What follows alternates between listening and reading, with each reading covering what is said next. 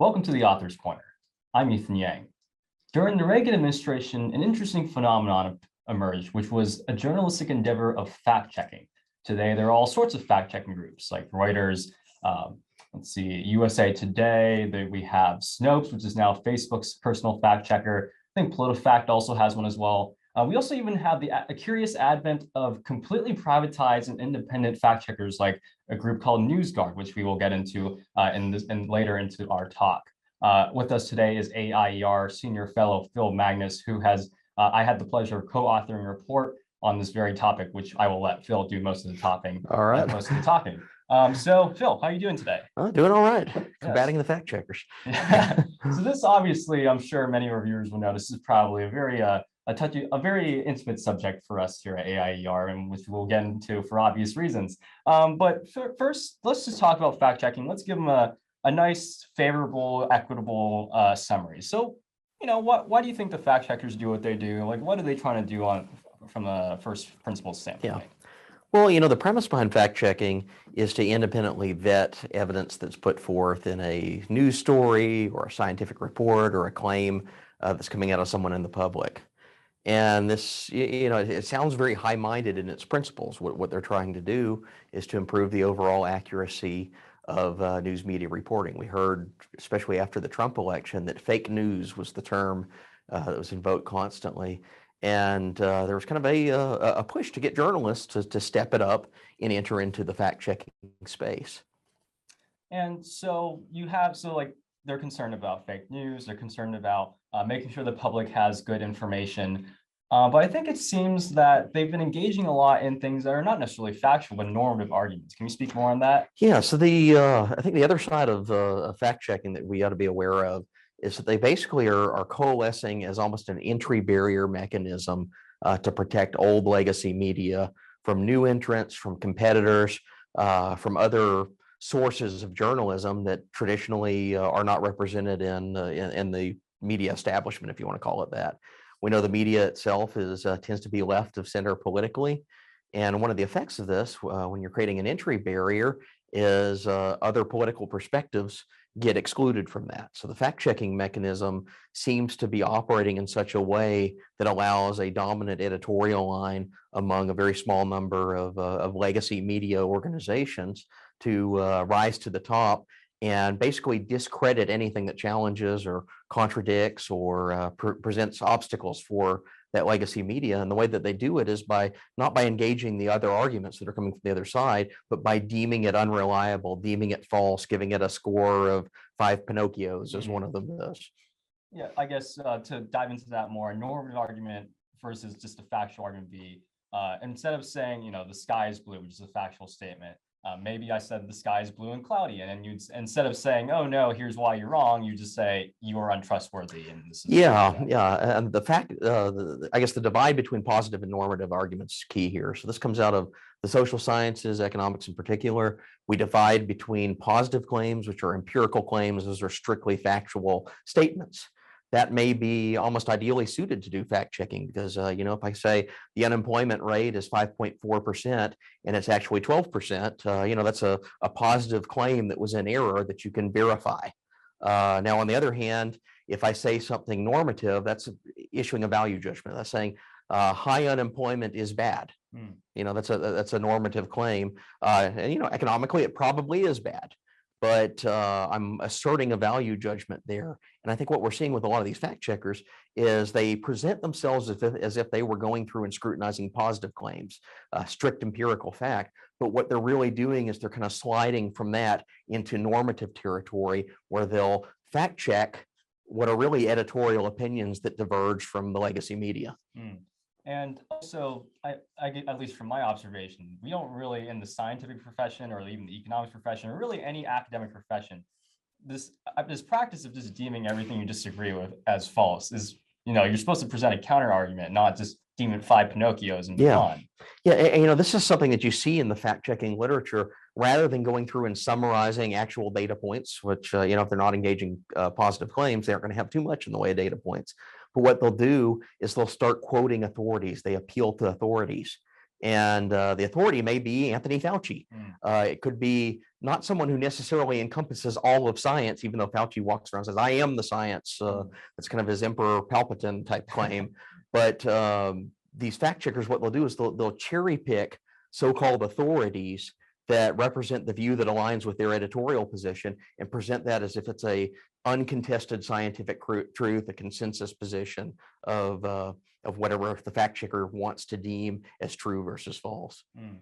And just from a, like a basic political science perspective, you shouldn't trust any one entity to be the arbiter of truth. There's arguments, like we pick our arguments all the time, we present them, but we never really say that we are the arbiter of truth. We're just saying this is our argument, this is why we think it's good. This is a principle of sound science that goes all the way back to John Milton and the 17th century's English author gives a speech called Areopagitica, which basically says, let truth and error collide. That's the means of testing the validity of a statement, is not to just proclaim it as having the consensus viewpoint or the majority viewpoint of the scientists or of the experts, because that's manipulable. What Milton is basically saying, if truth has to combat with error, it has to test itself against competing claims. The truthful one will eventually rise to the top, will eventually win out in that open contestation of ideas. And really what you're getting with some of the fact checker phenomenon is they're setting aside that entire tradition upon which things such as the scientific method are built upon. And they, once they set it aside, it's invoking, here's the selected political official from the UK government or from the CDC or from the NIH that I'm going to deem as the true authority, and everything that contradicts that person is therefore ruled false by the fact checker. Mm.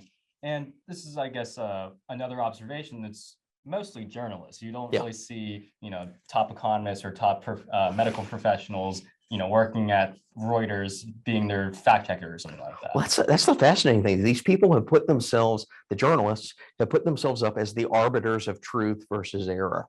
And yet, if you look at their own scientific background, you look at their social science background, the most likely degrees you're going to find is a bachelor's degree in journalism or a bachelor's degree in English. They are not fact-checking Shakespeare websites. They're not fact-checking textbooks on how to properly do journalism. They're wading into complex scientific and social scientific issues and pretending as if they're this independent party that has access to the truth, which they can judge everything against. Mm. And I guess when it comes to who's going to be the neutral arbiter of truth, I think these things get really dicey, especially during hot political moments, such as COVID-19. And I think we've seen that very clearly. So can you maybe give some examples of, especially on AIER's end, of our experience with fact checkers and how really, I think COVID-19 really made the fact checkers show their true colors? Yeah, so more generally in COVID-19, I just ask everyone to consider, how have the experts, how have the authorities performed in their prognostication, their forecasts, their predictions? Well, it's a long string of continuous errors, and those errors have been dominant at the highest ranks of our government. This is the Neil Ferguson model out of the UK, which was predicting 2.2 million deaths in the United States, these catastrophic apocalyptic scenarios. And I think he modeled almost 200 countries. And out of those 200 of his models were wrong, aren't anywhere even in the remotely in the ballpark. So that's the type of expert that they're invoking with COVID-19. Or it's an Anthony Fauci, who at the start of the pandemic was masks are not needed and not effective. Then he switched to maybe masks are needed, then masks must be mandate. Then you have double masking, and then masks can come off. And now he's saying masks are needed again. This is an expert who has hubristically claimed authority over the knowledge of what the policy should be at any given point in COVID. But you dig a little deeper, you find out this is a guy that's just making it up as he goes. He's playing to the political winds. Do you want that to be your basis of a fact check, Fauci's opinion, because his opinion last week may be different from the one that he has this week? And he says, well, I'm really updating the science. I'm updating my evidence based on the science. He's not doing that at all. You look at his emails, you look at his public records requests that have come through, and you find out he's just as adrift as anyone else was at the outset of COVID. And he's tended to meander into and out of positions, not for scientific reasons, but for political reasons. And yet you have the fact checkers are constantly deferring to him, or constantly deferring to the CDC or some other anointed official that they've deemed the expert. And It almost, I feel like when it comes to COVID-19 and other political issues, if you're in this position of power as a fact checker, the motivations and temptations are just far too great for you to be objective, especially nowadays when Yeah. the whole line is like, if you don't like take a side, then you're like a part of the enemy too.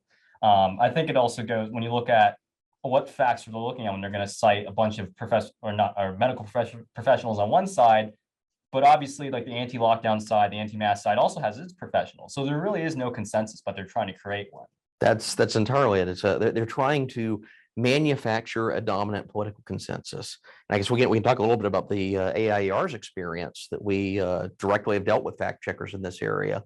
As most of our readers know, we released a document that came from a conference we held here called the Great Barrington Declaration, which was an alternative viewpoint on what to do instead of lockdowns. We argued for focus protection. The three doctors that drafted it came to AIER and laid out in scientific terms through a rigorous discussion what are the principles of basic epidemiology and sound healthcare policy. And they followed what was probably the consensus view up until about 2019 in most epidemiological textbooks. And yet that document has been consistently misrepresented.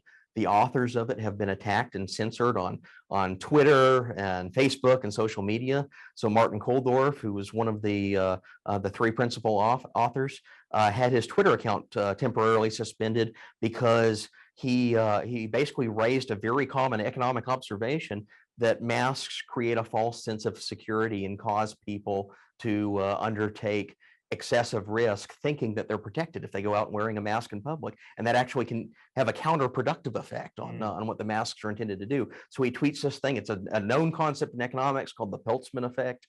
And he tweets it out, and what does Twitter do? Well, they suspend his account because a fact checker has deemed that against the science, which is really a political talking point coming from whatever Fauci believed that week. And also, I remember we ran an article about Woodstock and how it happened during a pandemic, which is, well, depending on which fact checker, of course. Now, this is a really strange phenomenon where Reuters, I believe they went from true to mostly true to now misleading, and then USA Today was, true the whole time. Yeah, in this exact scenario, the fact checkers never get dinged themselves when they make an error. And you read these websites, they make the errors all the time. We can talk about some of those. We'll be moving into that. Yeah. So, but the classic one, this Woodstock article. So we ran a story that correctly observed Woodstock occurred in the middle of what was called the Hong Kong flu at the time. It was a worldwide flu pandemic, and it came in two waves. One was in kind of the winter, spring, then it tapered off in the summer, and then it resurged in the fall. And that's in the northern hemisphere. It does the opposite in the southern hemisphere because it goes in cyclical waves. Now, Woodstock happened in the very tail end of the summer. It's a massive hippie gathering where tens of thousands of people are basically in close quarters, rolling around in the mud and passing the joint and listening to music. We all know what Woodstock was. Well, the article that we published pointed out correctly that Woodstock happened right in the middle of this Hong Kong flu pandemic. And it was known, like you can look up the newspaper articles the same day that Woodstock is occurring, and it's on the front page. Right next to it, there are multiple newspapers that say Hong Kong flu is expected to resurge in the fall. So it was a very topical thing that was known. It was in the news, but Woodstock happened anyway. So what Reuters did is first they initially look at them and say, well, obviously, yeah, it's true. There was a flu pandemic. Then someone contacted Reuters that didn't like our article on the other side, a pro-lockdown person, and they say, no, this isn't true because it happened in the middle of the waves, in between the waves, so therefore it couldn't have been. So what did Reuters do? They conduct a further investigation, and they found a participant in Woodstock's organization, and they contacted him. They got a quote for him that said, oh, no, we weren't worried about the pandemic. So what happened a little bit later is I did some research on it, and I actually found a newspaper article out of this tiny little periodical that came out of the Woodstock area of New York, where they were interviewing one of the principal organizers of the conference of the concert series, and he says, well, we have a team of doctors on site in case there's a pandemic outbreak. He's telling the press, says, don't worry, we have that covered. We have a medical tent, and we're urging people, if they get sick, we're going to send them to the sick bay. So you have a source in 1969 that's actually contradicting what's being claimed now. Now, does Reuters ever update its fact check on the basis of that source? No. I also off that note, not Woodstock, but Pork Fest, Porcupine Fest, for those who are unaware, it's a large gathering of libertarians in the middle of the forest. Last year, peak pandemic, like summer of 2020, Pork Fest happened. There was hundreds of people on the same place. And I think people wanted to get sick. They just didn't. There was no outbreak. Curiously, yeah, there was no outbreak at this major conference. There might have been an outbreak of something else. Yeah, well, there have been several events, and the media is very selective on what they call a super spreader. And they'll use some very flimsy scientific analysis often. So that the Sturgis motorcycle rally was deemed a super spreader, not based on the actual cases that came out of it, but based on a model that projected what would have happened if all these assumptions were true. And that's carried all over the press. The fact checkers cite this report. They love it. Now, you have another event that the media was more politically aligned with, the Black Lives Matter protests that were happening at the same time. And again, I say there's some validity to the protests that occurred in the wake of George Floyd's death. So I'm not judging that event, but the media was more aligned with it. And you heard nary a word about super spreaders occurring. So this is the nature of fact check. There's a choice in what you focus on to fact check. And that's what these organizations do. They zero in on targets that disconfirm their political priors, and they'll be really tedious, really pedantic in some of their fact checks. So I was looking at one that was just the other day. They fact checked a meme on Facebook that was showing evidence that that there's this bot behavior of Twitter bots that set up and they try to hype stories and get certain keywords trending. And someone had written a little article showing that basically the same text of the same tweet had been sent out by 100 different bot accounts related to a COVID topic. Well, what do the fact checkers do? They deem it false, not because of the bot story itself, but they focused in on one of like the 100 texts that this guy had documented, threw in I guess referred to it as a lewd joke about the name of the COVID variant. So they fact checked the text of the bot tweet and deem the whole story false. Next thing you know, anyone that shared the story on Facebook has a big flag labeled across their account saying that this is misleading information. So it's really tendentious, really pedantic excuses because what they're not interested in is the truth. They're interested in deeming a story or a source as true or false itself and just discrediting it that way. So speaking of large claims of being slapped on your website for being misleading, a group called NewsGuard, it's a very interesting group. I imagine all of the very silly things we just discussed, but it's now funded by multimillionaires and hedge funds companies and also sponsored by Microsoft. That's it's fun.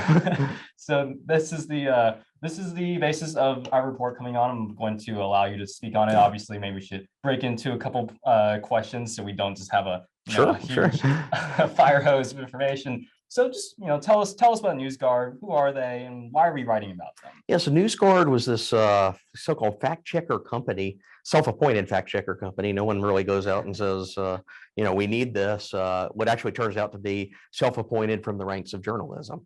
And what they do is they have an embedded browser app. This is why they paired up with Microsoft to embed it into the Edge browser, but you can do it on any of the other companies, and I'm sure they're seeking out the other companies. But the embedded browser app, what it does is if you're surfing the web and you Google Great Barrington Declaration and you click on that site and it goes to AIER, this thing will have a pop-up flag that will declare, well, we have deemed this site to have failed our fact check. They put little labels on this, and it's not just us; it's multiple different websites across the political spectrum. What they tend to do is they rate certain sites as acceptable, and those will be the Washington Post and the New York Times, all the legacy media that they tend to be aligned with, may have some conflicts of interest with. And anything that's outside of that, especially if they've targeted it politically, gets a red flag. And it's all embedded, and the idea is to embed it in your browser so you do not click on or read information from a disliked site. That's their company's model. Now, they know that they cannot fact check every single article that comes on a news site. So what do is they cherry pick and they selectively target articles, and they'll deem one or two of them false, and then therefore try to discredit the entire website. And so we were obviously, we got a rating as well. Surprise, surprise, it's not very good. It's actually pretty bad. And one of the description that we got actually, so our name is the American Institute for Economic Research.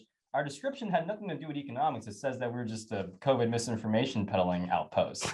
Right. So we obviously that just raised very interesting questions on our end. So why whoever rated our website does not even acknowledge that we do economics, even though about 95% of it is. So can you speak a little bit more on that? Yeah, so we're contacted kind of out of the blue by this NewsGuard entity, this company. It's not even an agency, it's a private company, a for-profit company. And the writer for it describes himself as a reporter, as a character by the name of John Gregory. And if you Google this guy's name, you figure out he's basically their COVID enforcer. He's the guy that has a very specific editorial line on COVID, and he goes around rating any website that deviates from that. That line is very pro-mask. It's aligned with the lockdowns. It's basically as if Anthony Fauci were allowed to go and rate every website that criticized him.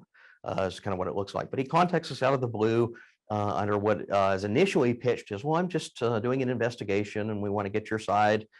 So I take them in good faith and I respond to them. Then the questions arrive. And the questions are over the top, politicized. Like one of them is, you say you're a nonpartisan website. Why do, in these two cherry-picked articles, then, do you critique Joe Biden, Nancy Pelosi, and Anthony Fauci? It seems like you're biased against Democrats. So it's the implication of this question. And I respond and say, well, here, I can give you 24 articles where we criticize the Trump administration, top to bottom, for all sorts of different things. We're nonpartisan in the sense that we critique both parties. We critique all sides of the political spectrum. And clearly, you know, right now, Joe Biden is in power. Nancy Pelosi is in the majority. They're going to be the focus of more recent stuff. But if you go back just 8 or 9 months ago when Trump is in office, they're much more likely to be critiqued. So this guy's coming at it from a very normative perspective to begin with. Then he also goes into all these other questions that are asking about our COVID coverage and the specifics that are again very pedantic, tedious, leading questions on 1 or 2 articles that he's singled out. And these articles were written by their authors that some of them diverge from even my own editorial position on some topics, but they're written by outside contributors. We run a diversity of opinions, and they were styled as opinion journalism. One of them, the author says, in our view, such and such happens. Well, Gregory comes in and he fact checks in our view, the claim that was prefaced as normative as if it were a factual event. But, you know, I start looking at this thing and read both our correspondence and the evaluation they give, and it immediately becomes evident that their fact check, their so-called fact check report, is riddled with factual errors. So we can get into those, but yeah, we'll definitely get into those. But it does strike me that, you know, of all the information that we put out, like most of our information is about economics and it's very, very mainstream, maybe slightly out of the norm for what is considered normal today, but very mainstream. Yeah. And the one thing this person decides to focus on is our COVID coverage, right. Which is one, like a very opinionated coverage, but also 2, not settled science. Yes, very much so. And he's focusing on it not because he wants to evaluate the whole institution, but because he personally disagrees with some of the editorial and opinion pieces that we've taken. So that becomes the focus. Therefore, that gets fact checked. Therefore, the whole site gets deemed by rating. So I did an experiment after I downloaded their app and tried it out to see what happened if you start searching for other topics that we've covered. So I did side-by-side images. If you search the New York Times' 1619 Project, which I've written on extensively, published a book on it, multiple articles, was a fairly pronounced critic of the 1619 Project. And you put it side by side with what comes up on the New York Times' website. Well, the New York Times gets a green check, and AIER, because he's objected to other aspects of the site, gets a red flag. So he is deeming the New York Times a 1619 Project, which content has gone through multiple layers of scrutiny. It has unambiguous factual errors in it, journalistic malpractice. They ghost edited text off their website to insulate themselves from criticism. So something that is screaming to have a red flag attached to it, but that gets a green rating, even though NewsGuard never looked at it. Whereas something that's factually sourced and rooted that I write gets a red flag on it because NewsGuard has objected to some other aspect of our COVID editorials. So moving into their actual report, which you did a very high effort job at critiquing or fact checking the fact checkers. Before you give your whole spiel, I wanted to point out that there's a whole section in our report about the Great Barrington Declaration for some reason, even though we're economic, like that's part of our legacy, but we are mostly an economic research institute, and there's an entire section just this is about why he doesn't like it. And one of the points you pointed this out is that he cited a conspiracy website. Yes. Right. And not only that, NewsGuard gives a green check to this conspiracy website. This is something I've written on independently. It's called the Byline Times.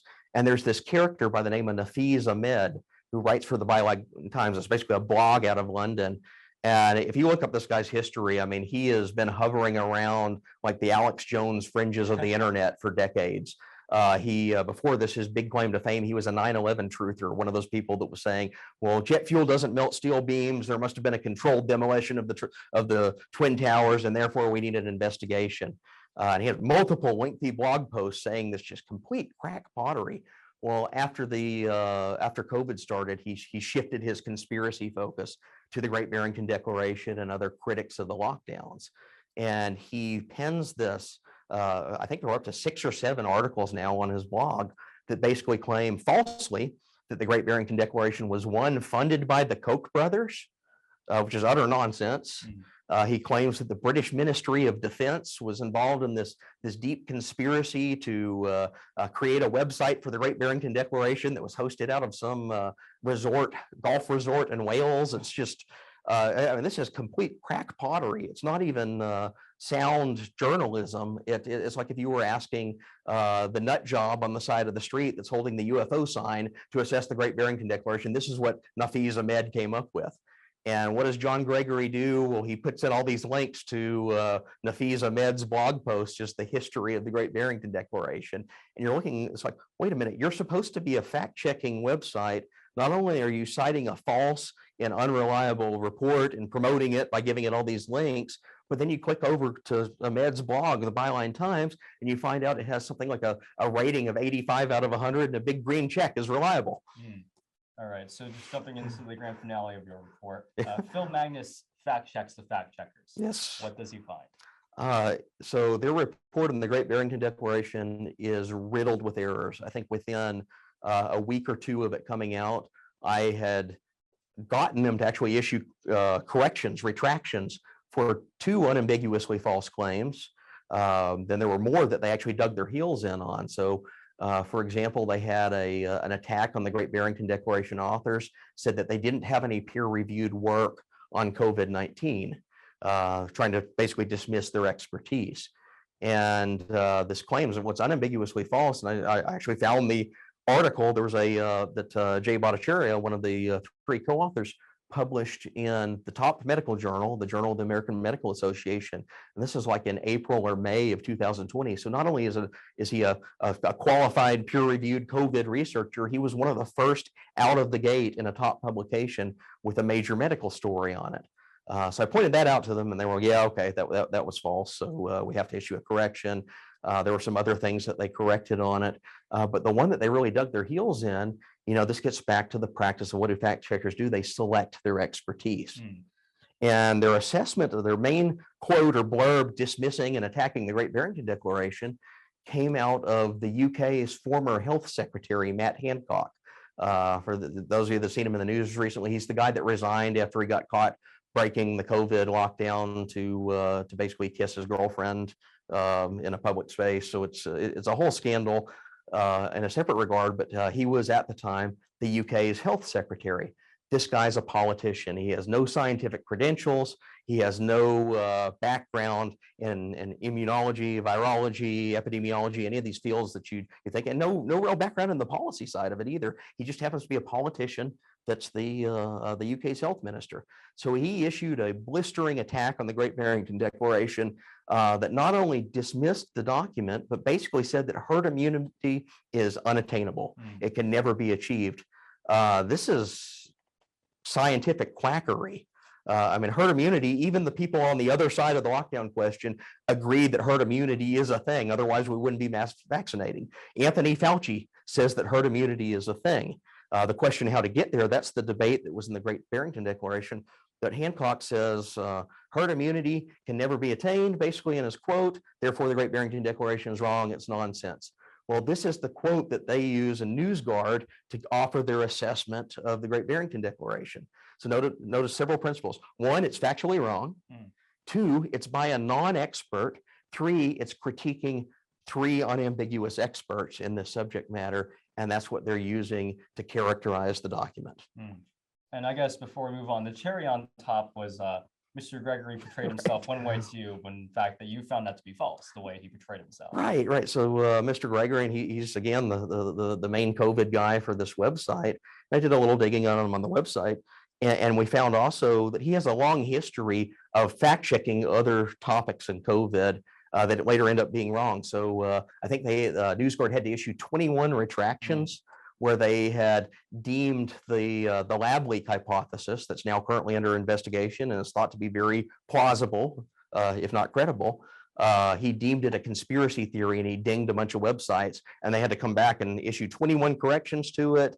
And he used this really squirrely language. It was like, well, maybe it's not a conspiracy theory, but it hasn't been proven true yet, as if any other origin story of COVID's been proven true. So this is a guy with an agenda to drive. It's as clear as day. What turns out he's presenting himself as like this health reporter, this expert who knows the literature and knows the subjects. And some of these things he chooses, like he goes after the anti-vaxxers, which is fair. Those are things that could be fact checked. But he also blends that with his own COVID politics. And you look at his background, he's not someone that's trained in science, not someone who's trained in social science. He's actually just a guy with a journalism degree who, prior to entering into COVID-19 territory, basically, as far as I can tell, had two jobs. One, he was the theme park reporter for a bunch of Orlando, Disneyland, Disney World, Universal Studios theme parks. So I guess there's a lot of health expertise there. And second, he worked for a for-profit consulting firm that issues industry newsletters on behalf of healthcare executives. So not a traditional journalism outlet. Even though it's in the area, it's very much kind of like a healthcare advocacy company that was being passed off as if he was like a reporter. So I started asking the question, like, well, who is this guy and what qualifies him to be the arbiter of whether Martin Kulldorff and Sunetra Gupta and Jay Bhattacharya are correct, let alone or PhD economists that are writing for AIER on the same policies are correct about the social science. And it turns out it's just some guy that has strong opinions about COVID, no credentials, no expertise, no background in this subject, and yet he's put himself in the position to determine truth from error. So I guess wrapping up, we've essentially outlined that, basically what a mess, right? Yeah. We've spilled the beans. Right. Virtually everyone on the internet sees fact checking as almost as a joke at this point, right? It's become almost like a household joke to just say like, oh, this is going to get fact checked as wrong or something like that. So given that we have this emerging consensus, but also given the fact that we have massive corporations backing groups like NewsGuard, and you also got groups like Facebook with their own fact-checking groups, Reuters, New York Times with their own very powerful fact-checking institutions. How do you see the future of civil discourse going forward, knowing everything that we know? Yeah, so it's a strangely collusive the ostensibly private fact checkers.